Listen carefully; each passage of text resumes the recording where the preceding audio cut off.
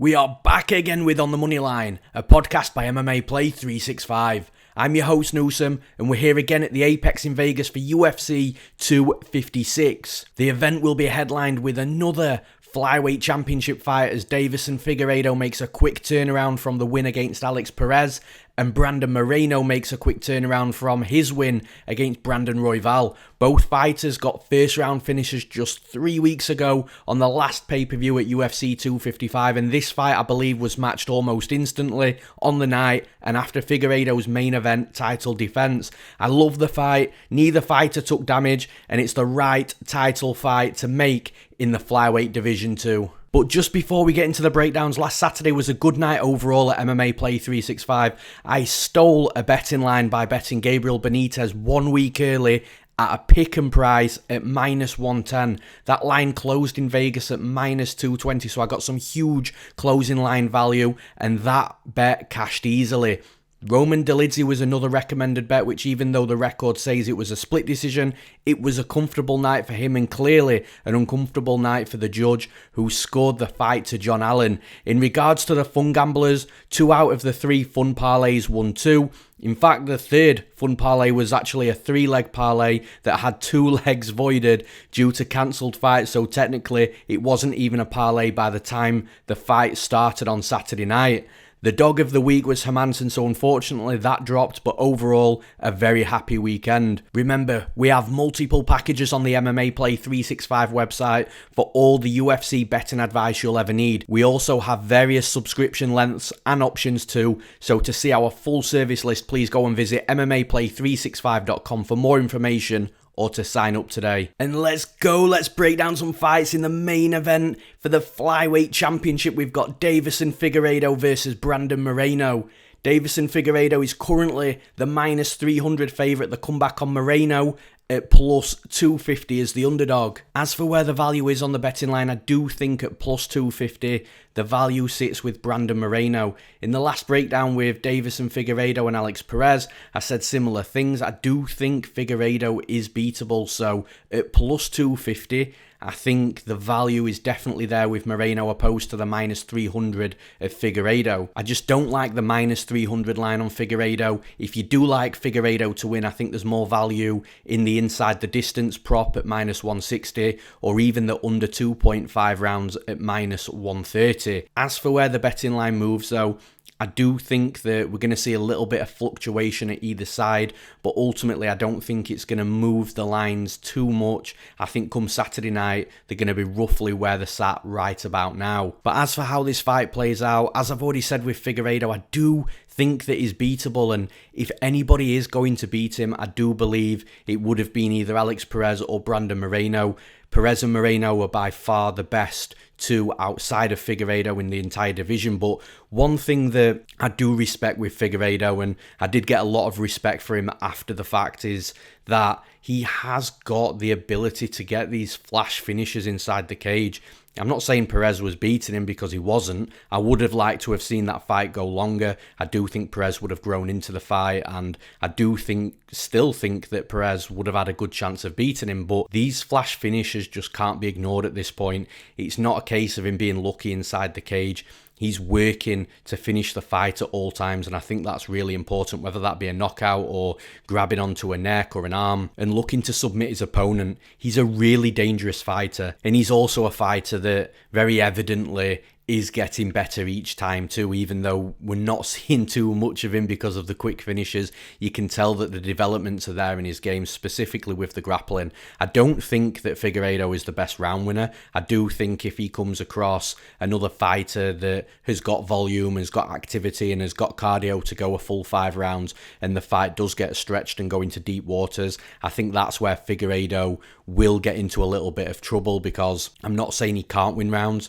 but an opponent that's got high activity and good volume and can defend takedowns will win rounds against him. So that's the issue with Figueiredo, and I still give Moreno a decent chance of winning this fight. He's still got the tools to beat Figueiredo. He's striking, again, we talk about developments of Figueiredo. The developments in Moreno's striking game is astronomical. He looks like he's turned into a really good striker, crisp, accurate, good pace, good pressure, mixes in kicks as well as the hands as well, which is really important. His wrestling has also improved by a mile as well. He's able to hit these double leg takedowns and get fights to the mat quite easily, where one of my criticisms of Brandon Moreno in the past is the fact that his wrestling wasn't too great and he struggled to get the fights down to where he's most comfortable in regards to his Brazilian Jiu-Jitsu.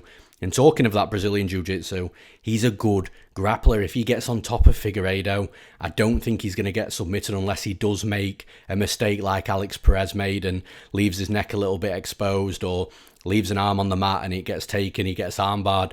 Unless there's a mistake like that, a real obvious mistake, I just don't see Moreno getting finished on the mat. And I do think Moreno is a more savvy grappler in regards to that Brazilian Jiu-Jitsu than Alex Perez, so I don't expect him to make that same mistake. Ultimately though, although I do see more value in the money line on Moreno, I do think that stylistically when you look at this fight, he's going to give Figueiredo opportunities to finish him. And what I mean by that is, although Moreno has this developed and improved striking, he's very aggressive. He comes forward very quickly. He looks to throw in combinations inside the pocket. And I just think in those scenarios, Figueiredo is going to be the sharper puncher, both from a counter perspective and a speed perspective as well.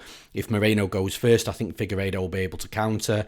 But I do think Figueiredo will be able to find holes in any close quarter brawls.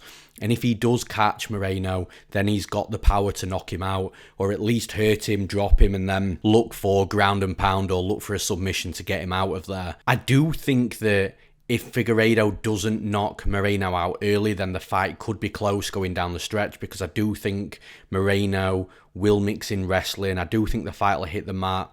I do like Moreno as the better grappler in this fight. I think he's got more control. Whether he's on top or bottom, I do think that he is the overall better grappler. But all fights start standing. Moreno comes forward really fast, really hard, and I think that plays into that power punching game of Figueiredo where he can land something hard. So for those reasons, I do see the scenario where Moreno comes forward hard, gets clipped, gets put down, and ultimately gets finished, potentially quite early in the fight as well, as that's what Figueiredo has been doing. He's just been putting it on his opponents very early, and I do think that that's what happens in this fight. So I'm picking Deiveson Figueiredo to remain the UFC flyweight champion. And in the co-main event, also known as the People's Main Event, we've got Tony El Cucuy Ferguson against Charles Do Bronx Oliveira. Tony Ferguson is currently the minus 165 favourite. The comeback on Oliveira at plus 145 as the underdog. As for where the value is on this betting line, I do think that the value sits with Tony Ferguson at minus 165. If it does get much wider, if we do see minus 185, minus 190, minus 200, then the value will absolutely swing over to Charles Oliveira for sure. But right now at minus 165, I do think there's value on Tony Ferguson's betting line. And as for where the odds move, we have seen fluctuation during fight week so far. We've seen money come in on Tony, pushing him to minus 180, minus 185. Then we've seen the money come back in on Charles Oliveira because it looks like that brick wall is there at about the minus 180, minus 185 of Tony Ferguson. And it appears now this is where the betting line keeps settling. So I do think come fight night on Saturday night will be roughly where we're at right about now in regards to where those odds are at.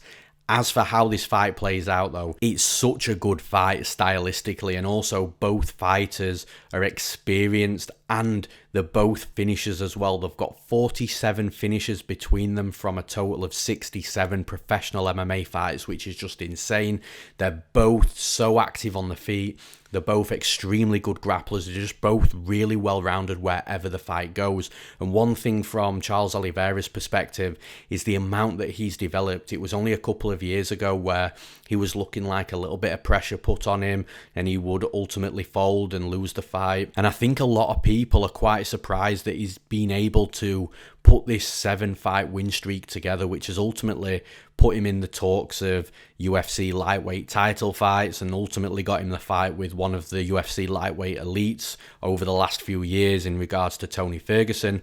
So the 7-fight win streak is ultimately what's really set him apart and started making people talk about him. Now with Tony Ferguson was also on a ridiculous win streak, and that was actually a 12-fight win streak spanning over 6 years as well. So unbelievable from him. He did lose the last fight, the last time out, against Justin Gaethje, but Justin Gaethje is just an absolute beast. He's one of the best fighters in the division. Stylistically, it turned out that with the developments that Gaethje had made, he was in a stylistic advantage type of matchup against Ferguson, and it definitely showed on the night.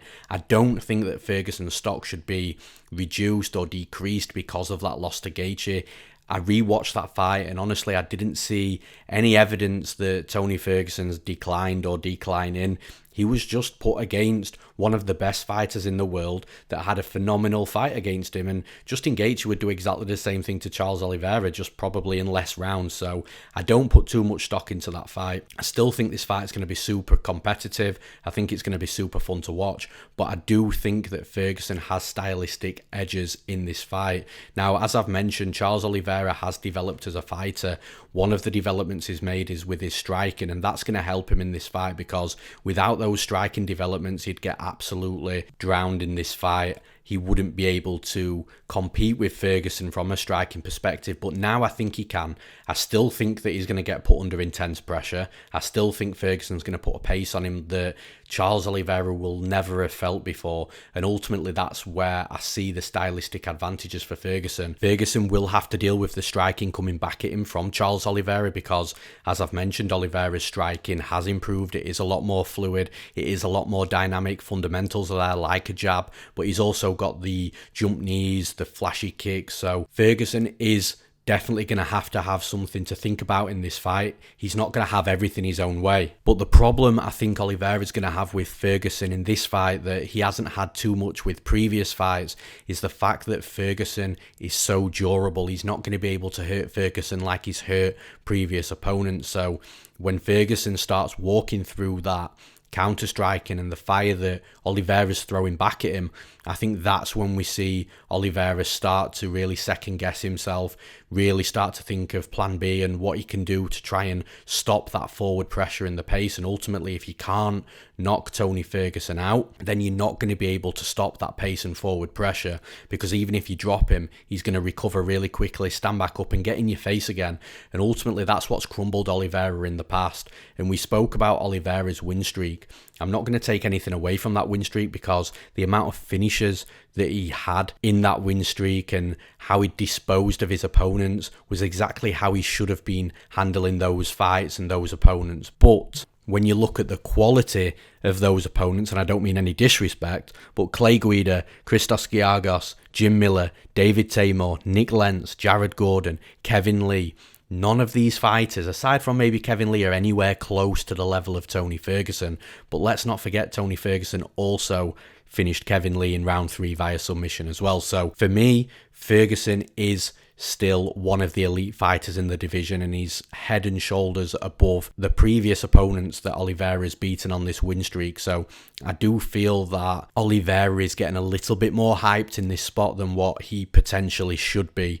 Either way, though, I think it's going to be a good competitive fight. If it hits the mat, I feel that's where Charles Oliveira has his path to victory, his best path to victory, and that's where he's more likely to win the fight. But with Tony Ferguson, he's a black belt under Eddie Bravo at 10th Planet Jiu-Jitsu, so I feel that grappling, that unorthodox grappling, the rolls, the scrambles, the ability to get back up to his feet and remain safe from submission attempts is ultimately what's going to win this fight for Tony Ferguson, because once he nullifies that path to victory of Oliveira, of where Oliveira is strongest, it's going to lead him to be able to work on the feet, and that's where I think that Oliveira is going to crumble. I don't think he's going to be able to handle the pace and pressure of Tony Ferguson. If he does manage to stay on his feet, not get put out for 3 rounds, then I just feel that the volume accrued of Tony Ferguson over that 15 minutes is going to be far greater than the body of work Charles Oliveira will put in over that time. So For me, the volume, the pace, the pressure, the aggression, the striking qualities of Tony Ferguson is going to allow him to win exchanges on the feet and look great in the judges' eyes. If the fight hits the mat, that's where I believe this fight becomes much closer. But as I've already mentioned, Tony Ferguson is no joke in regards to his grappling himself. He's also got good wrestling to try and prevent takedowns before the fight even hits the mat. So I think from a defensive perspective in regards to the wrestling and grappling, it should allow Tony Ferguson not to get rolled on, nullify that path to victory of Oliveira so he can get to work on the feet, which is where I believe the fight's going to be won and lost. For that reason, I'm picking Tony Ferguson to win this fight. And in the next fight in the lightweight division, we've got a fun fight here between Renato Moicano versus Rafael Fiziev. This fight should have happened a couple of weeks ago, but it got rescheduled due to Moicano testing positive for COVID-19. Rafael Fiziev is the -155 favourite here. The comeback on Moicano at plus 135 as the underdog. As for where the value is on this betting line, I'm not sure there is too much value if I'm being honest. The betting line seems quite fair to me. I expected Fiziev to be around that -150 mark, so the fact that he's -155 is very close to where I expected that line to be, so I don't see too much value there. And as for where the betting line moves, I do feel that Fiziev is currently hitting his brick wall at around the -160 mark. Some books have had him up to -160, but it keeps bouncing back down. People keep betting on Moicano once that line is getting to around that range. So ultimately what we're seeing here is when Fiziev hits the -135, -140 line, he gets bet up to around -150, -155. When he hits -160, the money's then coming in on Moicano and that line is closing up a little bit. So ultimately, come fight night on Saturday night, I don't think the betting lines are going to be too different from where they're at right about now. But as for how this fight plays out, it's going to be a really interesting fight because I do believe it's striker versus grappler. Again, as I said about Charles Oliveira in the last fight, the striking of Moicano has developed over the years. He did come in predominantly a grappler, but his wrestling has looked a little bit better. It still needs development, but it's his striking that he's really developed inside the cage. And Moicano has put on a couple of really solid performances in his UFC career. He's looked absolutely stellar against Calvin Kattar. That was an absolute clinic. He dominated that fight, really beat Kattar up, which, considering where Kattar is right now, ready for a fight, a main event against Max Holloway, it really does show that Moicano can put in these good performances. And then against Swanson, he looked great again from a striking perspective, ended up dropping him with a jab, worked him on the mat and got him out of there. And listen, Swanson is not done. We'll talk about him a little bit later on. He's also on this card, but a good performance again from Moicano. The thing is, in this fight against Rafael Fiziev, is I don't think that Moicano is the better striker in this fight, and I also don't think it's that close either. Fiziev is a striking coach over at Tiger Muay Thai, and Tiger Muay Thai is not only one of the best gyms on the planet, but it's a gym where thousands of fighters every single year travel over to Tiger Muay Thai to improve their striking. So if Fiziev's the striking coach in that sort of gym, in that sort of environment, you can really start to get an understanding of what type of striker, the quality of striker that Rafael Fiziev is, and you see it inside the cage as well. He didn't have a great UFC debut against Magomed Mustafayev. I actually bet Mustafayev in that fight, but it was a fight that, again, like I said with Figueiredo and Alex Perez, it was a fight that we didn't really get to see it going down the stretch, which would have been interesting. Mustafayev knocked him out early with a kick. It wasn't a flush knockout. He dropped him, and then ultimately the referee had seen enough. He thought that Fiziev was hurt bad enough not to let the fight continue. So after that fight, he went in there against Alex White, he went in there against Mark Diakese,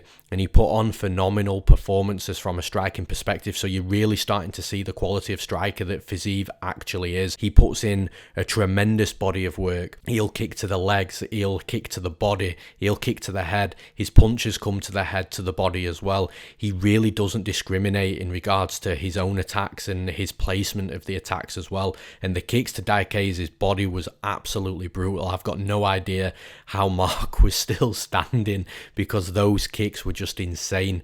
And you really see the pace, the pressure, the aggression come with Fiziev in his striking, and ultimately that comes from confidence because he knows how good of a striker he actually is. It's just about piecing it together inside the cage in that MMA environment, also recognizing that wrestling and jiu-jitsu is going to play a part. Takedowns are going to come in at him. He's going to have to work offensively and defensively in both the wrestling and grappling departments, and that's something that is also looking okay from Fiziev's perspective. You know, before the Diakese fight, I thought Diakese would have a massive wrestling advantage over him, a massive grappling advantage over him, but actually Fiziev is improving and developing quite rapidly in that respect. It was Fiziev that took Diakese down to the mat. It was Fiziev that controlled those moments on top. He didn't get a great body of work done because of Mark's defensive grappling abilities, but the fact he was down there and controlling for moments does show me that there are improvements and developments. However, in this fight, heading back over to Moicano,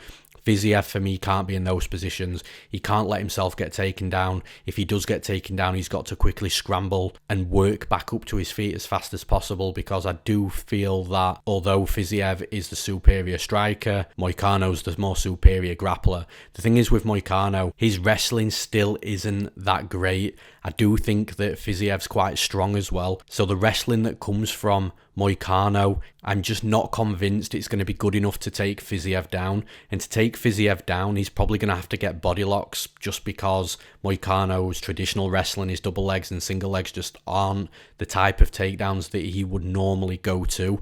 So if he does try and get close to Fiziev to get a hold of him, to get the body lock, I think Fiziev's speed and his striking, how sharp he is at firing counters, moving backwards, I think Fiziev will just be able to piece Moicano up as he's coming forwards. But ultimately, in regards to who's going to be on the front foot and back foot, I actually think it's going to be Fiziev on the front foot.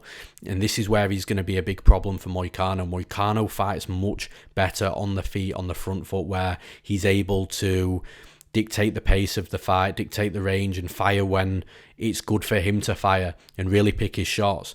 With Fiziev, he's not going to get that opportunity. Fiziev's going to be in his face, pushing forwards, landing a barrage of attacks.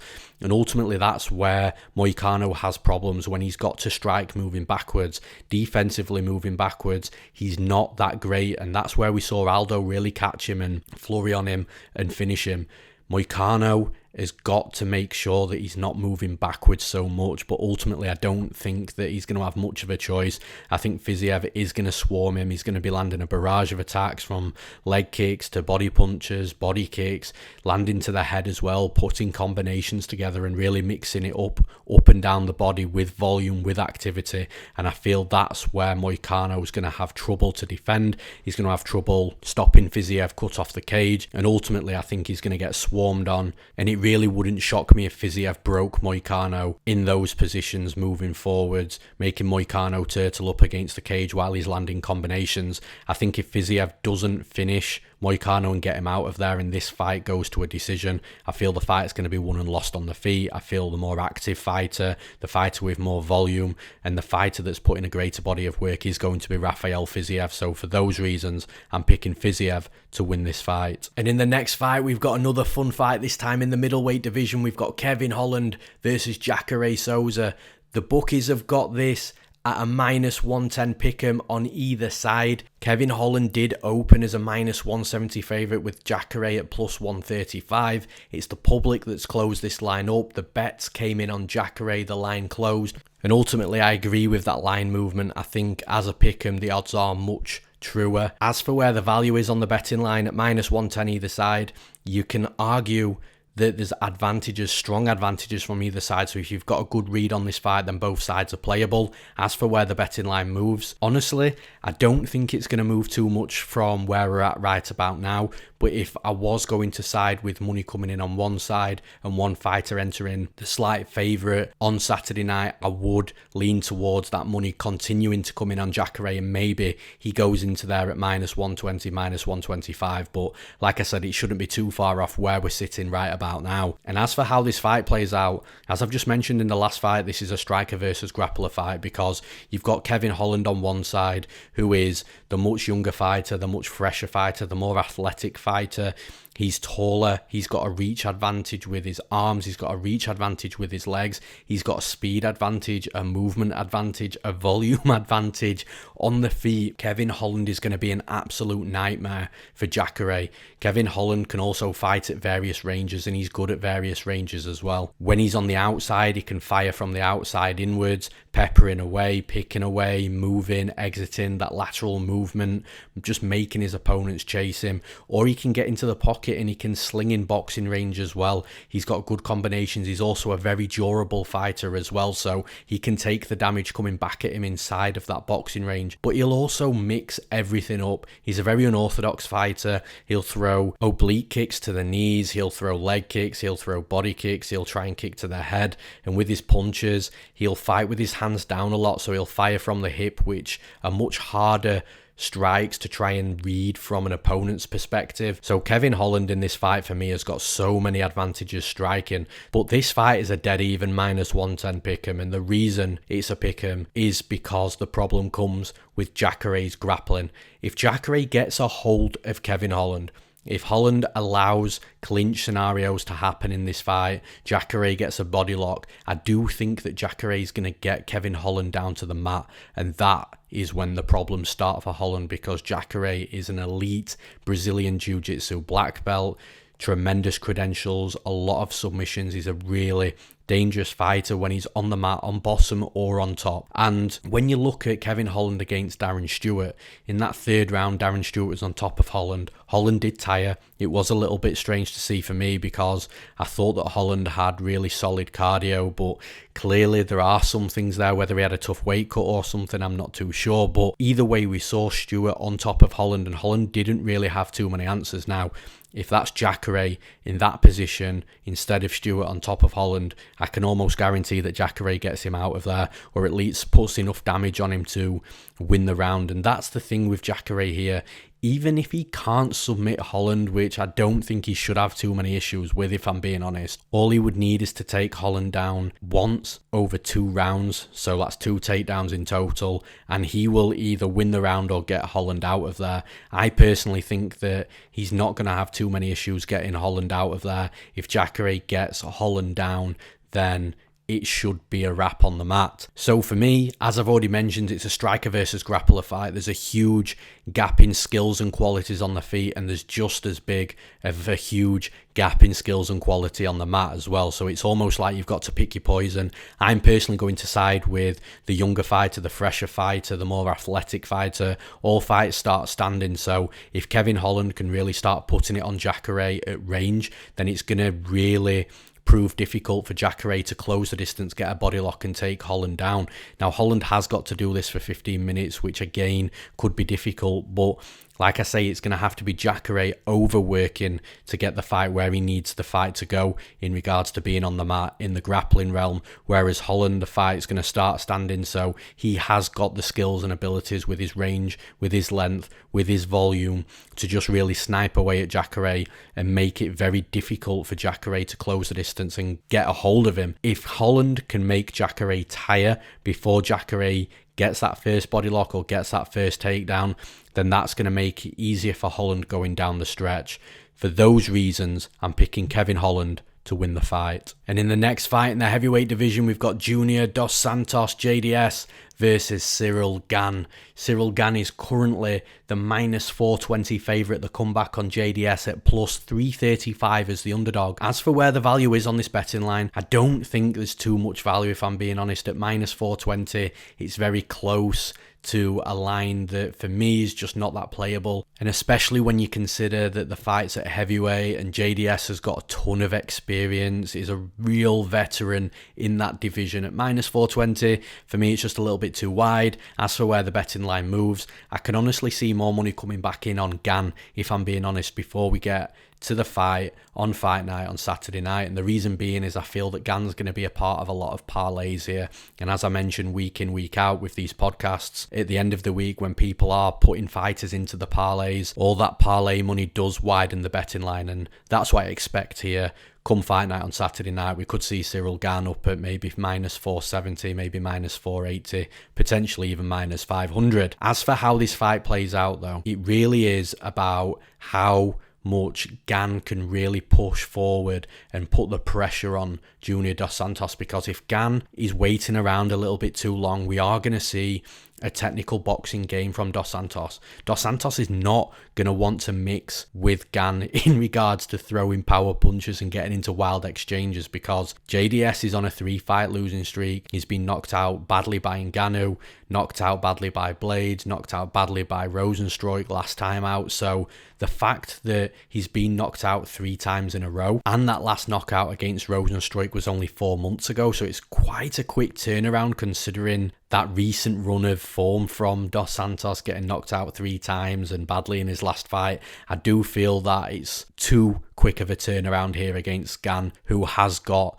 a Muay Thai background, even though we've predominantly seen his grappling developments inside the cage with 2 submission wins from 3 wins inside the UFC. But here, honestly, I think Gane's got to take chances. I think Gane's got to try and push through that technical boxing of Dos Santos, because that's what's going to give him the best chance of winning the fight. And ultimately, I feel that's what he's going to do. I think he's going to chop away at the kicks of Dos Santos.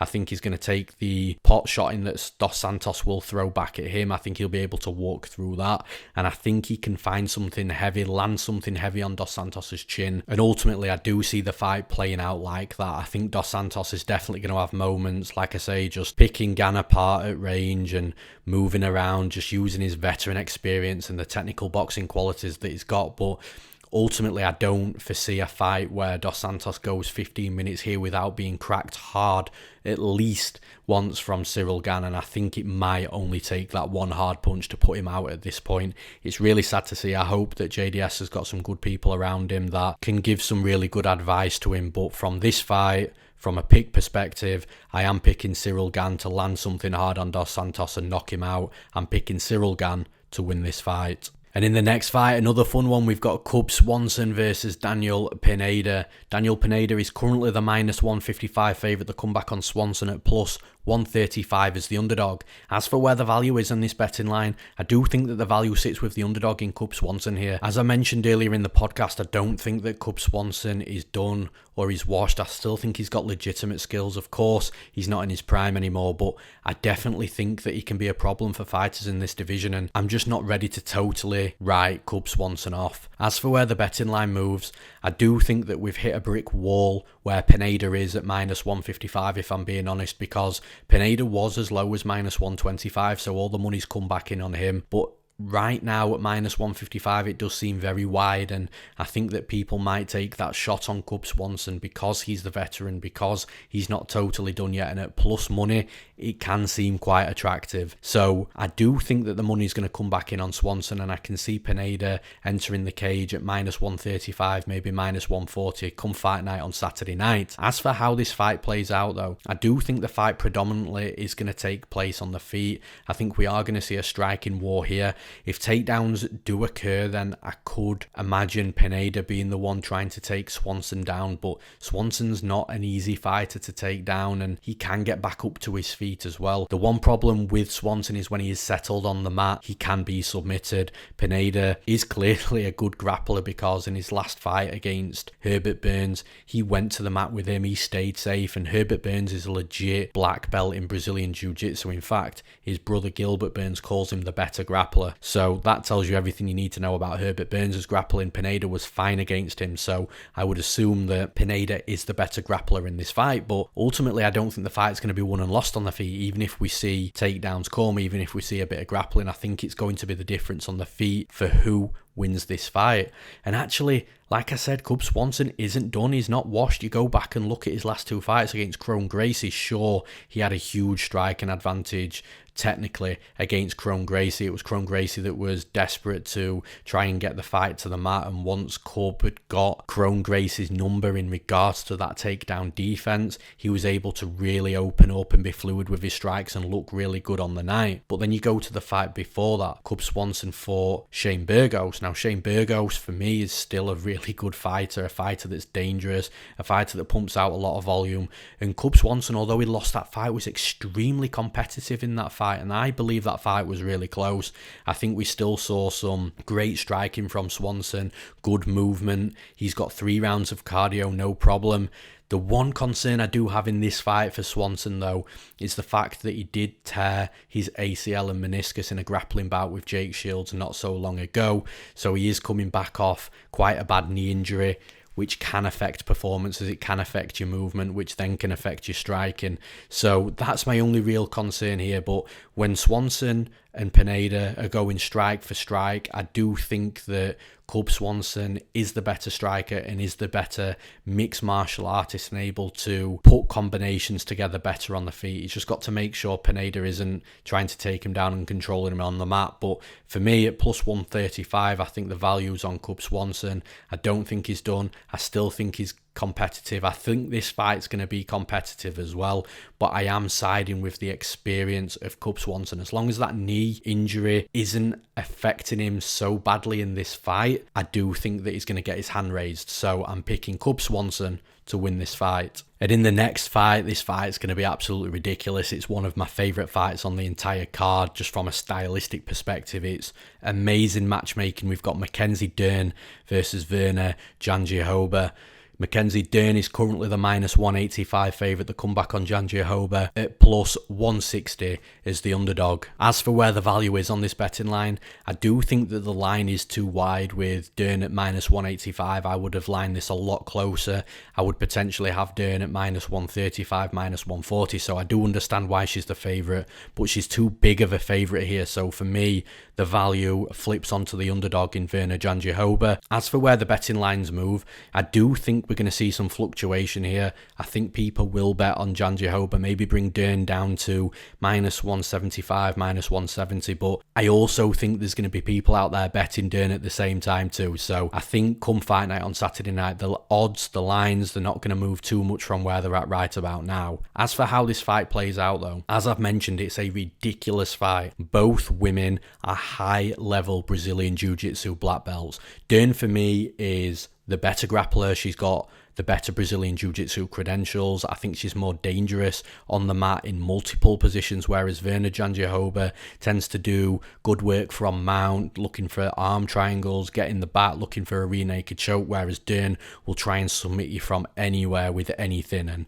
that's the difference between the grappling here. So I do think that Mackenzie Dern is the better grappler. However, I think that Jandiroba is going to be safe on top of Mackenzie Dern if she can take her down, and for me that would be the game plan, because I think Jandiroba's wrestling is better. So if she can take Dern down, I do think that she can nullify Dern on the mat if she's on top. Now, if it's Dern on top, then I think Dern will absolutely roll on Jandiroba. So for me, if this fight is going to be won and lost on the mat, it's going to be because of which fighter has been in top control for longer, or which fighter has got into top control first, because they will have that top control time from that point.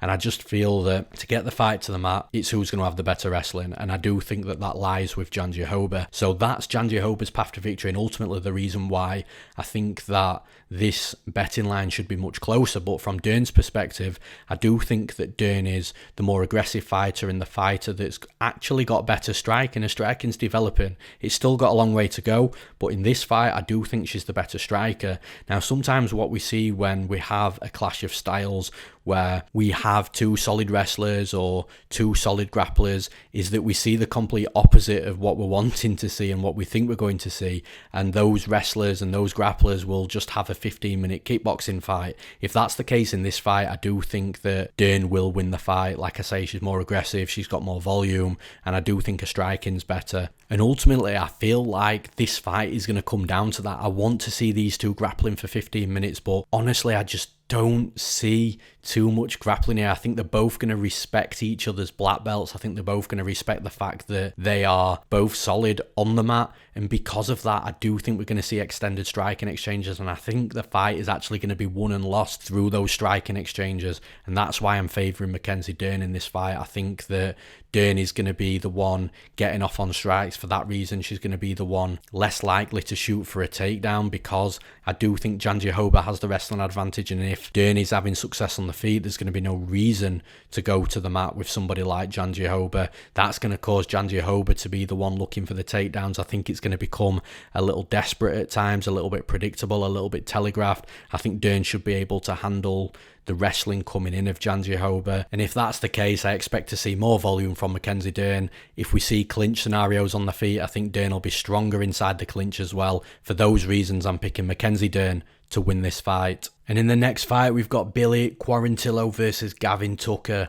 Quarantillo is currently the minus 155 favourite to come back on Tucker at plus 135 as the underdog. As for where the value is on this betting line, again, I feel that the value is with the underdog in Gavin Tucker at plus 135. It was actually Tucker that opened at minus 135. Money came in early on Quarantillo, it pushed it to a pick'em. It settled there a little bit, and then more money has been coming in on Quarantillo, which has pushed Tucker out to a reasonably sized underdog in this fight. And ultimately, I just think that the lines were much closer to being fair when the fight was a pick'em. That's why I see value in Tucker right now. As for where the betting lines move, I do think that more money is going to continue to come in on Quarantillo. It wouldn't surprise me if Tucker got pushed up to plus 140, plus 145, maybe even plus 150. I think at that point though, if Tucker does hit that plus 150 range, I think the money will start to come back on him, and I think the lines will close up not too far from where we're at right about now. As for how this fight plays out though, it's a really good fight. Both fighters are super well-rounded. They can both strike, they can both wrestle, they can both grapple. It's actually really difficult to say where they're strongest inside the cage, just because they are well-rounded and they do mix in their entire MMA game pretty much in every fight as well. So it's going to be a really fun fight, and I think it's going to be a true showcase of mixed martial arts as well. Now, one thing that stands out to me straight away is Quarantillo has got a length advantage here, a height advantage, a reach advantage of 4 inches in both, I believe. So he is going to have the length on Gavin Tucker. Now, normally that's an advantage for a fighter, but actually with Quarantillo's style, I think it's a detriment to him, and I think it's going to be a disadvantage in this fight, because Quarantillo is not the type of fighter that will sit on the outside striking in, which is what somebody with a height and a reach advantage should be doing to utilise that advantage inside the cage. Instead, Quarantillo is a very aggressive fighter. He'll look to come forwards, and what this will do is it'll help Tucker close the distance. Now, Tucker covers distance and closes the distance really well inside the cage anyway, but he is going to have help from Quarantillo, because Quarantillo is the type of fighter that will look to get in your face, really try and swarm on you, really try and suffocate you, and try and make your cardio, your gas tank drain throughout the round. So the longer the fight goes on, the easier it becomes for Quarantillo. But with Tucker, I think Tucker's actually got a striking and a speed advantage in this fight. I think inside the pocket, where this fight we're going to see a lot of exchanges, we may even see some brawls. I think the body of work that Tucker puts in, how he mixes in his kicks with his body punches to his head punches inside that boxing range is going to really hurt Quarantillo. And like I say, I think he's going to be quicker to the punch as well. So when Quarantillo's coming in with his wild strikes, getting in Tucker's face, I actually think it's going to be Tucker that's landing the greater body of work inside that boxing range.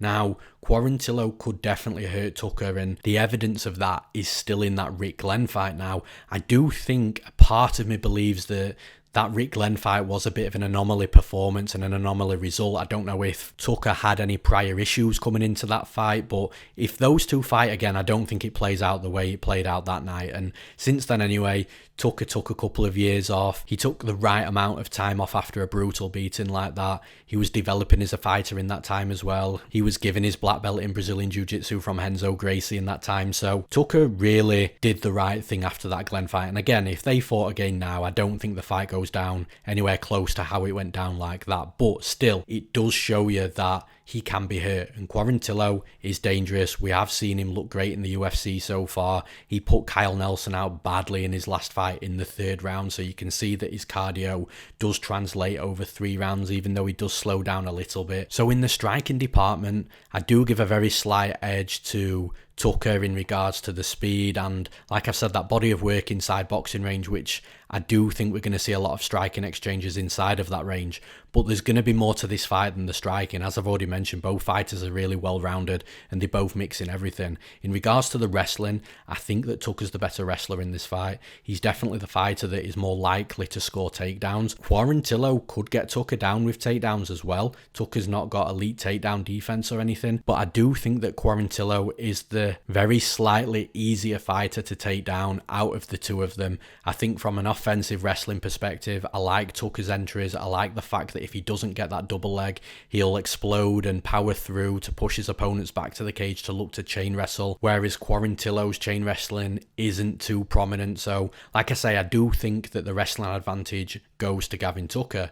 Now the jiu-jitsu advantage, I think they're very close, if I'm being honest. They're both black belts in Brazilian Jiu-Jitsu. Maybe a very slight edge to Quarantillo, but defensively, I think Tucker is the better defensive Brazilian Jiu-Jitsu player. So if Quarantillo's on top, he's a little bit more loose on top. He's not as heavy. He will move from position to position, and when he does that, he can leave holes and opportunities for his opponents to escape. So I do expect to see Tucker get back up to his feet if he is taken down. However, on the opposite side of the coin, if Tucker takes Quarantillo down, I think Quarantillo will be looking more to accept position, but looking for submissions, trying to remain a little bit active in regards to strikes from bottom. And like I say, throwing those legs up, looking to see if he can catch Tucker with anything. But ultimately, that's going to cost him minutes within the round. So again, I favour Tucker there very slightly as well. It's going to be a close fight. It's going to be a wild fight, especially on the feet. So there's going to be opportunities for both fighters to finish this fight. That's why I think the line should be much closer and was much fairer as a pick'em. At plus money, I do think that Tucker's got the value, and I am picking Gavin Tucker to win this fight. In the next fight, we've got Tecia Torres versus the newcomer Sam Hughes on short notice. This fight should have been Tecia Torres versus Angela Hill. Unfortunately, Hill pulled out due to a positive COVID-19 test. Really disappointed. I was actually looking forward to that fight. But we've got Tecia Torres, the minus 450 favourite here. The comeback on Sam Hughes at plus 350 is the underdog. As for where the value is on this betting line, you've got to think that the values with Tecia Torres at minus 450. It's a very high line. It's very close to that sort of line in mixed martial arts where I believe it's unplayable. But she is the better fighter. She is the one with the full training camp. She is the one with the experience. So I do think that at minus 450, potentially being able to parlay that. As for where the betting line moves, I'm not actually too sure here, and potentially we might see some Sam Hughes money coming in and pushing Torres down to a minus 400 favourite, but if she dips below minus 400, I don't think it'll last very long before people are again betting her or putting her into parlays and lifting that line back up to the minus 450 range. So ultimately, come fight night on Saturday night, I don't think the odds are going to be too far off from where they're sitting right about now. As for how the fight plays out, for those that aren't too familiar with Sam Hughes, she is a very aggressive striker on the feet. She'll move forward, she'll put combinations together, but she's also very opportunistic in regards to her submissions as well. She has submissions on her record, so she can get a hold of your neck or get a hold of your arm. She can finish you on the mat, but it seems to be on the feet where she's more comfortable. She loves to come forward. Again, she's got a good body of work. She'll kick to the legs, she'll kick to the body, she'll punch to the head and the body as well. She won't come in recklessly. She won't come in and try and be in your face constantly, making a lot of mistakes, leaving holes. She's very tight, but she's very crisp with the striking as well. So she's actually not a bad fighter, and I think she'll win fights in the UFC for sure, but there's levels to this game, and unfortunately for Hughes, she's got Torres in front of her, and if we get that same Tecia Torres, what we got last time out against Brianna Van Buren, then I've got absolutely no doubts that Torres will walk away with a victory here.